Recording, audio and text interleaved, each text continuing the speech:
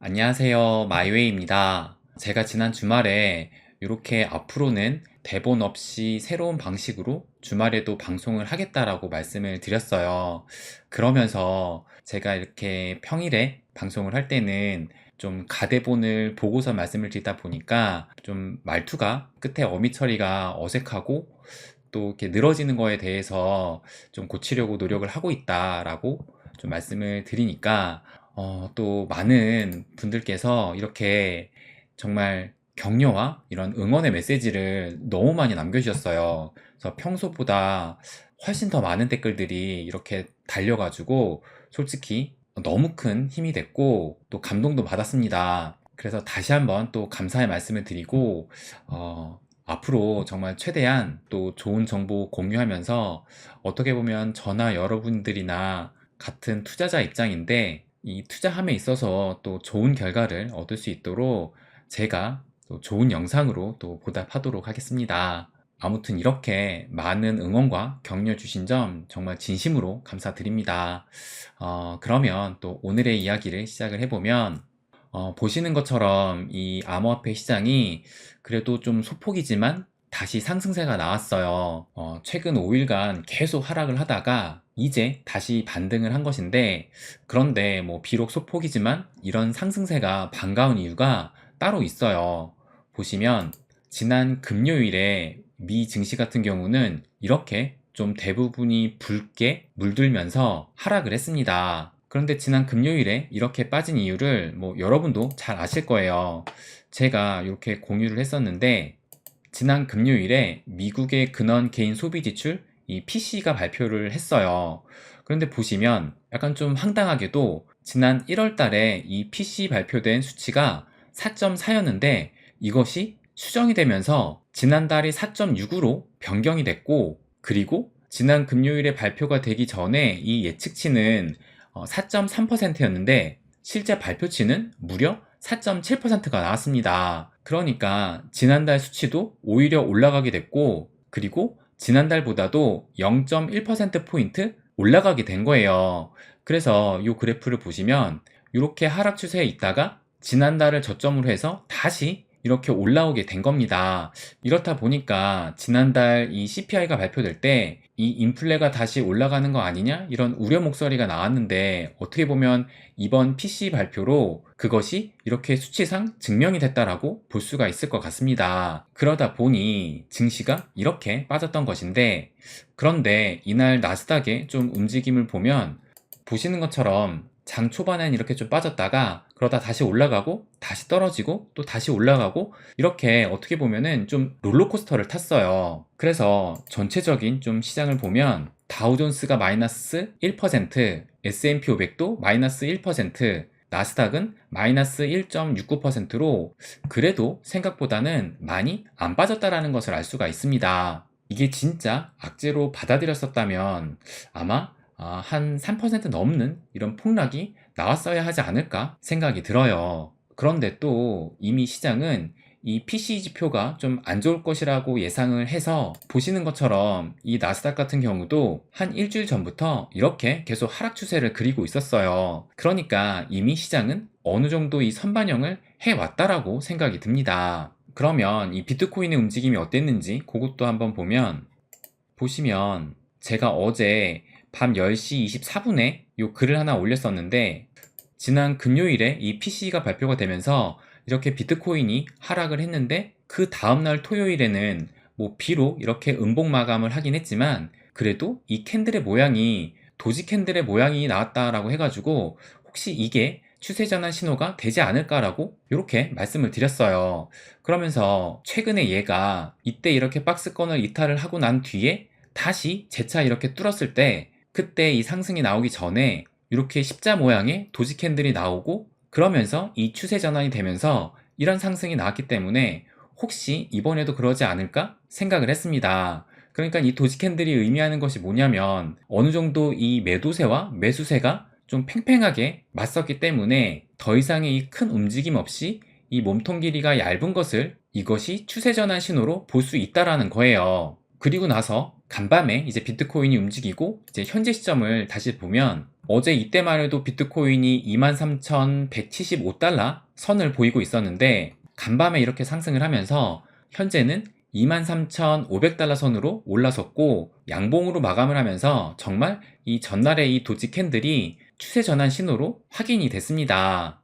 그리고 이 파란 선을 보시게 되면 이 올 새해부터 시작된 이 상승 추세선이 아직까지도 깨지지 않았다는 것을 알 수가 있어요. 그래서 최근 5일 동안 이렇게 음봉이 계속 나오다가 어제 간밤의 상승으로 이렇게 양봉이 나오면서 이 하락 추세가 이제 그 흐름이 끊겼고 뭐 지금 다시 이렇게 조금 소폭으로 빠지고 있긴 하지만 그래도 어느 정도 좀 기대를 하게 만드는 것 같아요.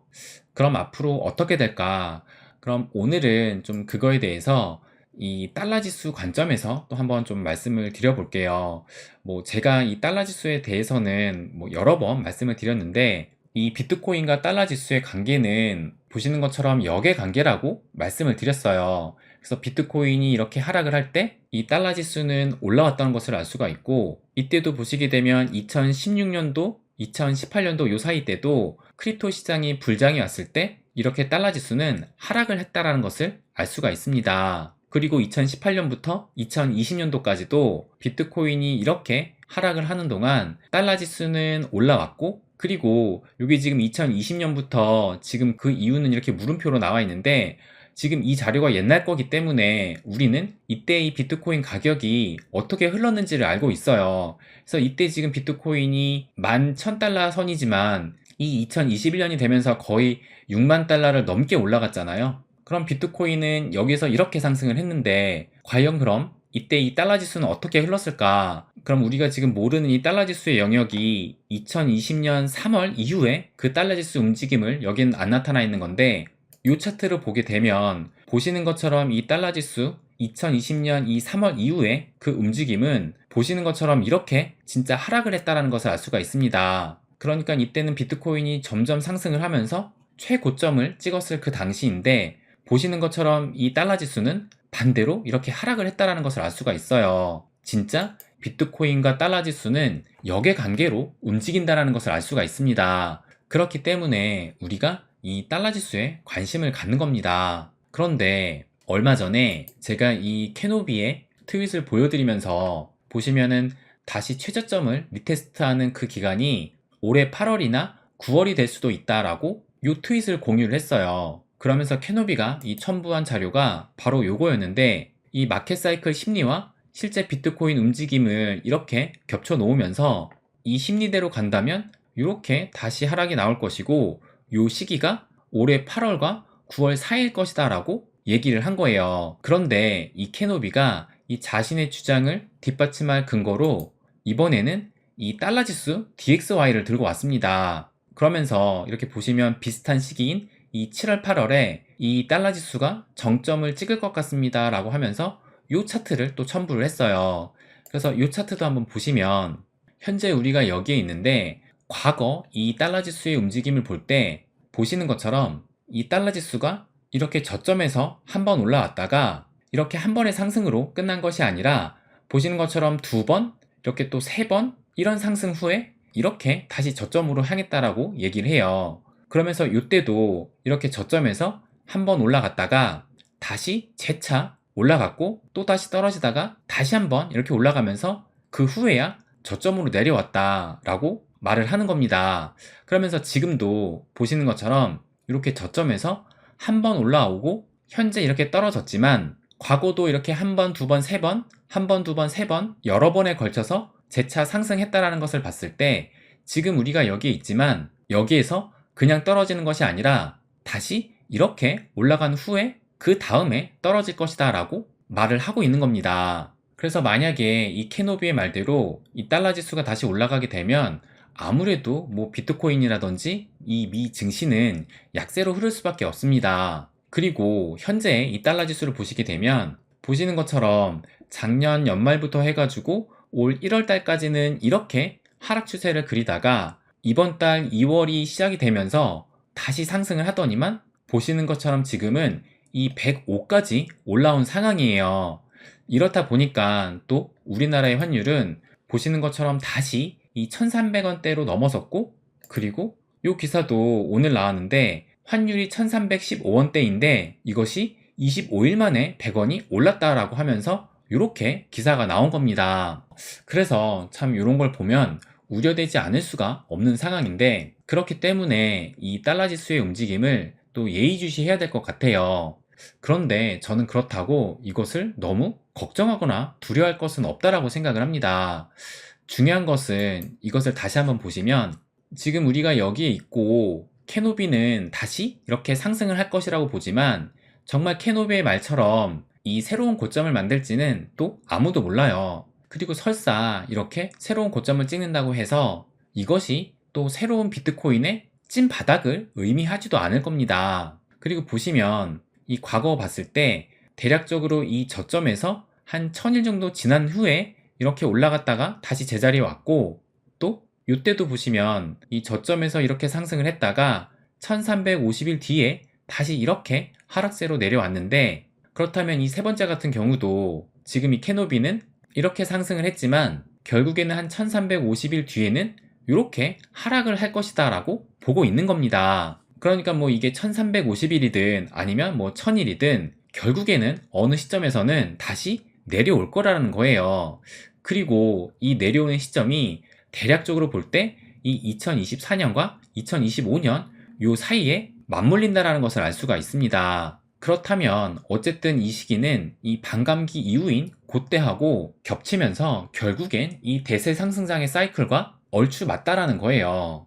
그러니까 설사 이렇게 올라가더라도 이것을 두려워하지 말고 우리는 이때를 생각을 하면 됩니다. 그리고 이 캐노비가 또 하나의 트윗을 올렸는데 뭐라고 하냐면 우리가 바닥을 다시 테스트하면 행복할까요? 라고 하면서 그래서 이 차트를 보시면 지금 해가 바뀌고 이렇게 상승을 했는데 지금 이 리테스트 존을 보시는 것처럼 이 2만 달러 아래로 떨어지는 것을 리테스트 존이다 라고 하면서 이 존이 이 캐노비는 다시 올 것이다 라고 계속 언급을 하고 있어요.